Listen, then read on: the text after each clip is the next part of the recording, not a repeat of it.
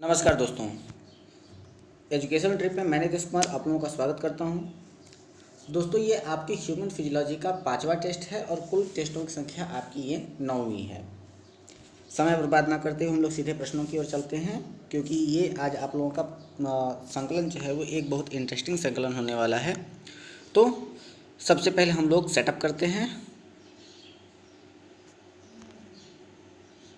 Setup clear हुआ?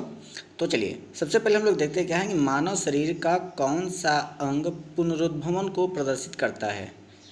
प्लीहा, वृक्क, मस्तिष्क, यकृत। तो पुनरुद्भवन को प्रदर्शित करता है आपका लीवर यानी कि यकृत। अगला, मानव शरीर का कौन सा अंग प्रत्यारोपण नहीं किया जा सकता। गुर्दा, हृदय, फेफड़ा, मस्तिष्क। तो आपका सही उत्तर है मस्तिष्क को प्रत्यारोपित नहीं किया जा सकता। अगला, निम्नलिखित में से कौन सा एक अवशेषी अंग नहीं है। डायाफ्राम, सेंट्रियोल, अपेंडिक्स, मोलर दांत।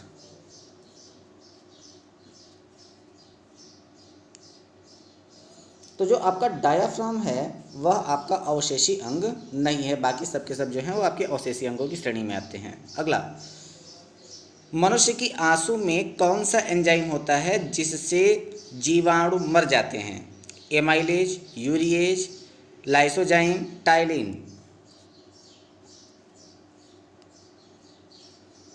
बिल्कुल सही जवाब आपका लाइसोजाइम एंजाइम के कारण जो होता है वो जीवाणु मर जाते हैं। अगला, किसी प्राणी के शरीर के समस्त भार का अधिकांश भाग होता है। जल, रुधिर, अस्थि, ऊतक। तो मनुष्य के शरीर का लगभग 70% भाग जो होता है उसका जल होता है, तो आपका सही उत्तर हो जाएगा जल। अगला, किस प्रक्रिया द्वारा श्वसन के दौरान गैसें रुधिर में प्रवेश करती हैं और फिर उसे छोड़ती हैं। सक्रिय परिवहन, विसरण और सक्रिय परिवहन, परासरण।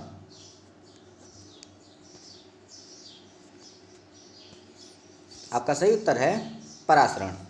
अगला, मानव शरीर में अनिवार्य अमीनो अम्लों की संख्या है 15, 20, 30, 40। सही उत्तर है 20। मायोग्लोबिन में कौन सी धातु होती है। तांबा, चांदी, सोना, लोहा। तो मायोग्लोबिन में तांबा होता है। अगला, एक वयस्क पुरुष के लिए सामान्य हीमोग्लोबिन मात्रा प्रति 100 ml रक्त है 11.5 ग्राम, 12.5 ग्राम, 13.5 ग्राम, 14.5 ग्राम।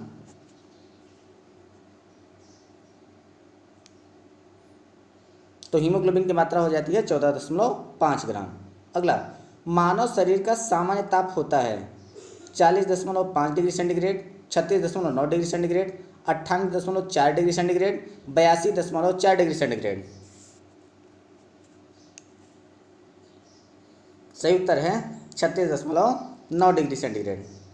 अगला, किस शारीरिक प्रक्रम से प्रोथ्रोम्बिन का संबंध है। उत्सर्जन, रक्त जमाव, प्रजनन, वृद्धि। आपका सही उत्तर है रक्त जमाव। अगला, निम्न में से कौन सा मानव गुर्दे का सामान्य कार्य नहीं है। रक्त में जल की मात्रा का नियंत्रण, रक्त में शर्करा की मात्रा का नियंत्रण, यूरिया को छानकर बाहर करना, कई हार्मोनों का स्रावण करना।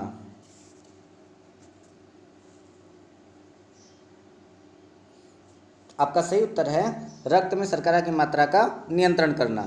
ये गुर्दे का काम नहीं होता है। अगला, निम्नलिखित कथनों में से कौन सा एक सही है। सभी धमनियां ऑक्सीजनित रुधिर ले जाती हैं। सभी सिराएं ऑक्सीजनित रुधिर ले जाती हैं। फुफ्फुस धमनी के अलावा बाकी सभी धमनियां ऑक्सीजनित रुधिर ले जाती हैं। फुफ्फुस धमनी के अलावा बाकी सभी धमनी ऑक्सीजन रुधिर ले जाती हैं। तो आपका सही उत्तर है सी, फुफ्फुस धमनी के अलावा बाकी सभी धमनियां ऑक्सीजनित रुधिर ले जाती हैं। अगला, कंडरा यानी कि टेंडन जोड़ता है हड्डी से हड्डी को, पेशी से हड्डी को, हड्डी को पेशी से, पेशी से पेशी से। तो टेंडन जोड़ता है पेशी को हड्डी से। अगला, मानव शरीर का कौन ग्रंथि ऐसी है जिसका संबंध शरीर की उत्तेजना से है? अटुव ग्रंथि, अग्न्याशय, अधिवृक्क ग्रंथि, पीयूष ग्रंथि। तो शारीरिक उत्तेजना जो होती है वो एड्रिनल ग्लैंड से डिपेंड करती है। अगला, एड्रिनल मतलब अधिवृक्क। अगला, आदमी के कंठ के किस भाग को अवॉट ऊर्ध्वर यानी कि एडम्स एप्पल कहा जाता है? श्वासनी, थायराइड उपास्थि, क्रियोइड उपास्थि, कंठ। आपका सही उत्तर है थायराइड उपास्थि। मानव का मस्तिष्क लगभग कितने ग्राम का होता है? 1350, 1230, 1100, 1500। तो मनुष्य का जो मस्तिष्क होता है वो लगभग 1350 ग्राम का होता है। अगला, मानव शरीर में सबसे लंबी अस्थि है? अंतःप्रकोष्ठिका, प्रगंडिका, उरु अस्थि, अंतर्जंघिका।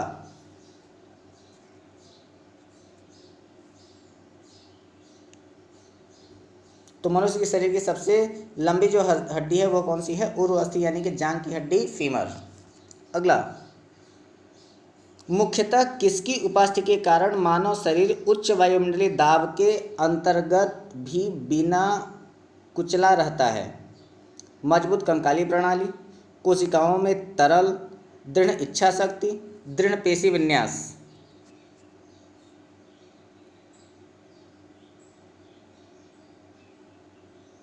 तो आपका सही उत्तर है कोशिकाओं में तरल के कारण। अगला, मानव शरीर का तापक्रम होता है 98.4 degree Fahrenheit, 98.98 degree Fahrenheit, 98.8 degree Fahrenheit, इनमें से कोई नहीं।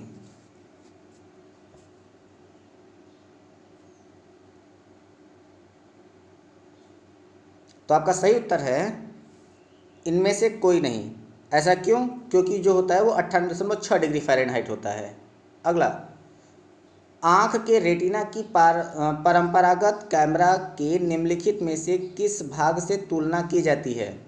फिल्म, लेंस, शटर, आवरण।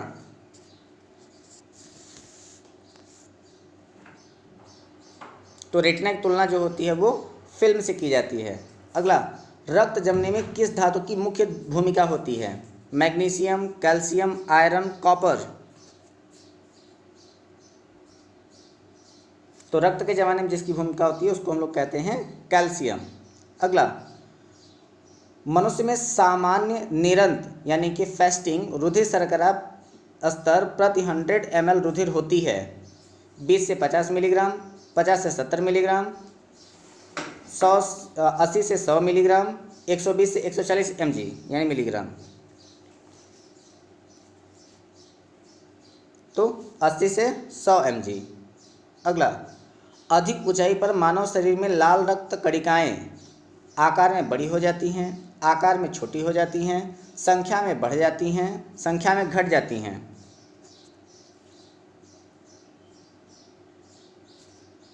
सही उत्तर है आपका संख्या में बढ़ जाती हैं। अगला, मानव शरीर में कोलेस्ट्रॉल का सामान्य स्तर है 80 से 120 mg, 120 से 140 mg, 140 से 180 mg, 180 से 200 mg।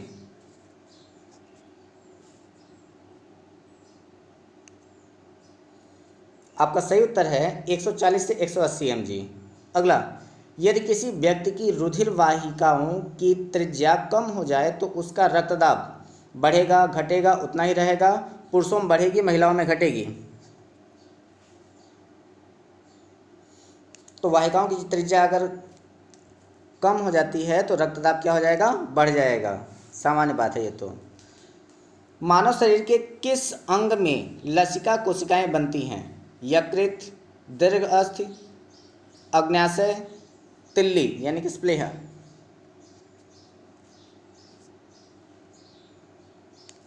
तो दीर्घ अस्थि यानी कि उसको हम लोग क्या कहते हैं? बोन मैरो में। अगला, मधुसूदनी यानी कि इंसुलिन अंतःस्राव एक ग्लाइकोलिपिड है, वसीय अम्ल है, पेप्टाइड है, एस्टेरॉल है। तो इंसुलिन क्या है? एक प्रकार का पेप्टाइड है। अगला, मानव शरीर में पैर की हड्डियां हैं ह्यूमरस एवं उरु अस्थि, फिबुला एवं टिबिया, फिबुला एवं उष्मा, टिबिया एवं वही प्रकोष्ठिका।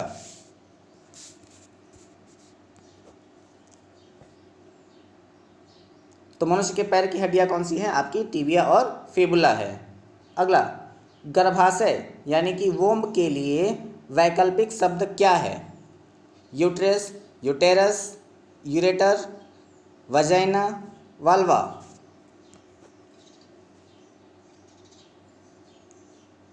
तो गर्भाशय के लिए वैकल्पिक शब्द हो जाएगा आपका यूट्रस।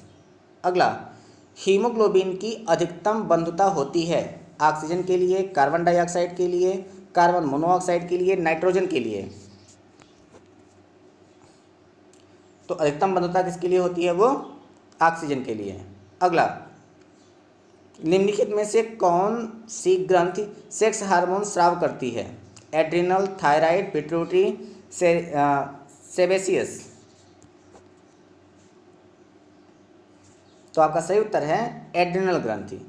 अगला, निम्नलिखित में से कौन सा एक कथन जठर के बारे में सही नहीं है?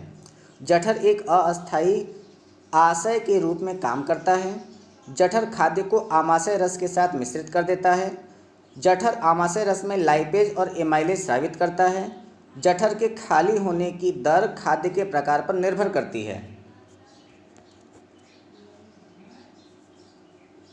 आपका सही उत्तर है जठर के खाली होने की दर खाद्य के प्रकार पर निर्भर करती है। अगला, निम्नलिखित में से कौन सा एक अंग वसा का भंजन कर कोलेस्ट्रॉल उत्पन्न करता है? आंत, यकृत, फुफ्फुस, वृक्क।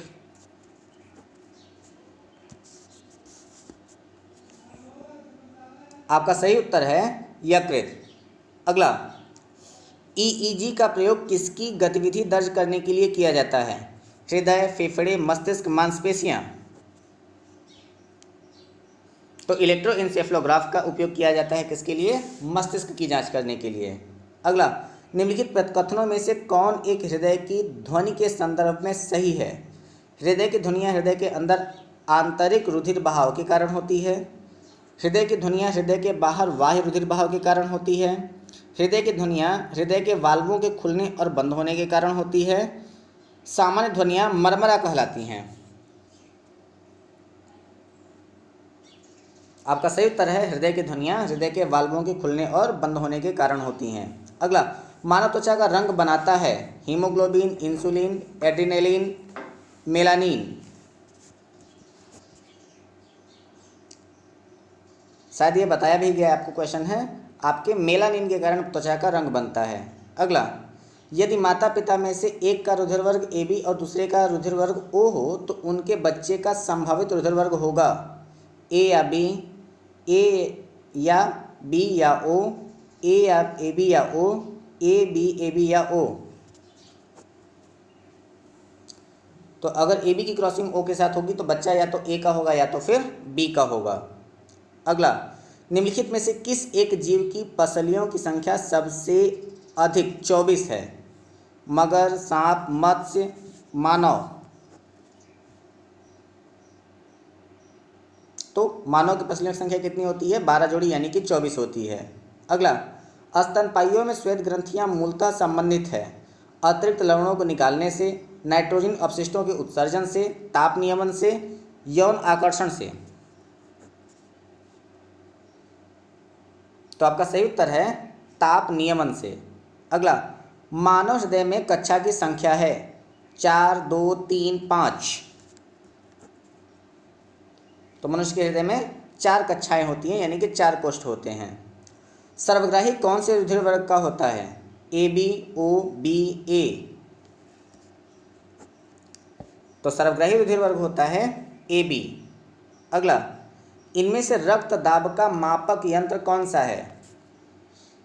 Spherometer, anemometer, sphygmomanometer, ammeter. तो तो रक्तदाब मापा जाता है किससे? स्फिग्नोमैनोमीटर से। कथन निष्कर्ष की ओर चलते हैं। एक प्रश्न में कथन है आपका, AB रक्त समूह के लोग सार्वभौमिक प्राप्तकर्ता होते हैं। दूसरा कारण है इसका कि रक्त समूह AB का लाल रक्त कोशिकाओं में कोई एंटीजन नहीं होता, इसलिए अन्य किसी रक्त समूह के साथ समूहन नहीं होता। कूट आपका है A और R दोनों सही है और R A की सही व्याख्या करता है। A और R दोनों सही है परंतु R A की व्याख्या नहीं करता। A सही है परंतु R गलत, A गलत है परंतु R सही है।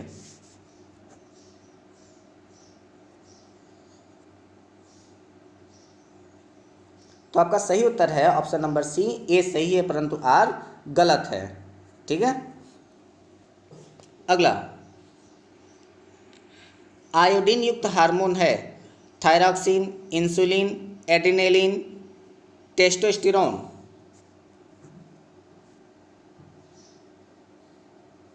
आपका सही उत्तर है थायरॉक्सिन। थायरॉक्सिन क्या है? एक आयोडीन युक्त आपका हार्मोन है। अगला, मानव के श्वेत रक्त कणों यानी WBC का व्यास होता है लगभग 0.007 mm, 0.0007 mm, 0.07 mm, 0.7 mm।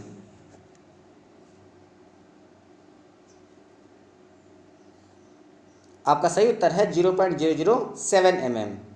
अगला, शरीर में हीमोग्लोबिन का कार्य है ऑक्सीजन का परिवहन, जीवाणु को नष्ट करना, रक्ताल्पता को रोकना, लौह का उपयोग। तो हीमोग्लोबिन का क्या कार्य होता है? ऑक्सीजन का परिवहन। अगला, जब वृक्क कार्य करना बंद कर दे तो निम्न में से कौन सा पदार्थ जमा होता है? शरीर में वसा, शरीर में नेत्रजनित अपशिष्ट पदार्थ, शरीर में शर्करा, शरीर में प्रोटीन।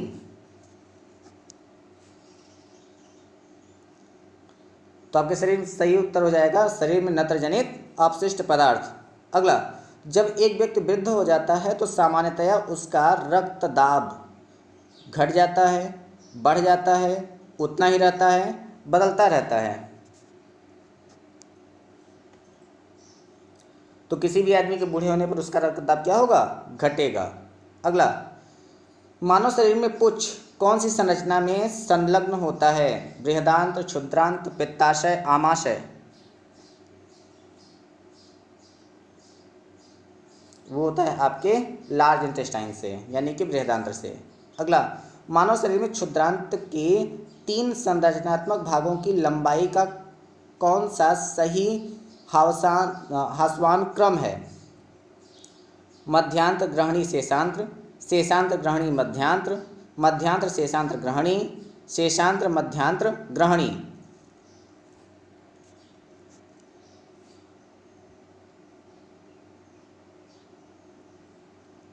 तो आपका सही उत्तर है शेषांत, मध्यांत्र और ग्रहणी। अगला, मानव शरीर में निम्नलिखित हार्मोन में से कौन सा रक्त कैल्शियम और फास्फेट को विनियमित करता है? ग्लूकागोन, वृद्धिकर हार्मोन, पराटो हार्मोन, थायरॉक्सिन। तो पैराथायराइड हार्मोन जो होता है वो कैल्शियम और फास्फेट का नियमन करता है। अगला, मानव के शरीर में निम्नलिखित भागों में से किस एक में शुक्राणु डिंब को निषेचित यानी कि फर्टिलाइज करता है? गर्भाशय ग्रीवा, गर्भाशय का ऊपरी भाग, गर्भाशय का निचला भाग, डिंब वाहिनी नली। तो आपका सही उत्तर है फिलोपियन ट्यूब यानी कि डिंब वाहिनी नली में। अगला, मानव मस्तिष्क के निम्नलिखित भागों में से कौन सा एक निगरण और उल्टी का नियमन केंद्र है? अनुमस्तिष्क, प्रमस्तिष्क, मेडुला एब्लोंगेटा, पोन्स।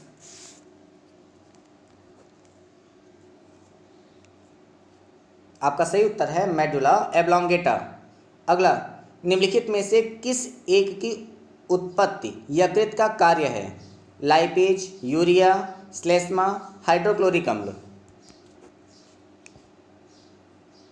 तो यूरिया का निर्माण कहाँ पर हो जाता है? यकृत में ही हो जाता है। अगला, मानव तंत्र में निम्नलिखित में से कौन सा एक पाचक एंजाइम नहीं है? Trypsin, gastrin, ptyalin, pepsin. तो गैस्ट्रिन जो है एक प्रकार का पाचक एंजाइम नहीं है। अगला, मानव शरीर में जल का अवशोषण हो सकता है वृक्क एवं वृक्कीय नलिका में, यकृत एवं यकृतीय कोशिकाओं में, बृहदांत्र में, अग्न्याशय वाहिनियों में। नीचे दिए गए कूट का प्रयोग सही उत्तर चुनिए। 1, 2 और 3, 1 और 3, 2 और 4, केवल 3। आपका सही उत्तर है 1 और 3। अगला, श्वसन का नियंत्रण मस्तिष्क के किस भाग से किया जाता है? अधश्चेतक, अनुमस्तिष्क, मेडुला एब्लोंगेटा, घ्राणपाली।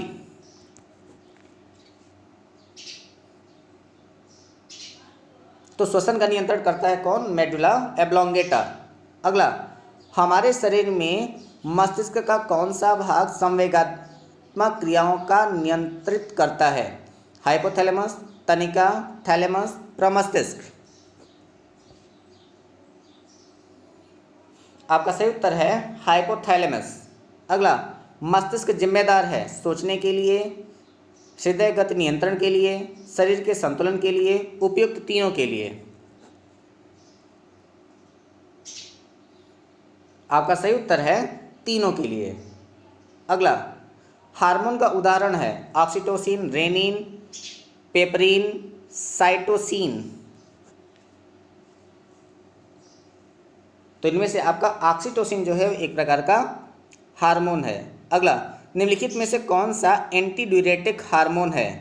वेसोप्रोसिन, oxytocin, ACTH, cortisone.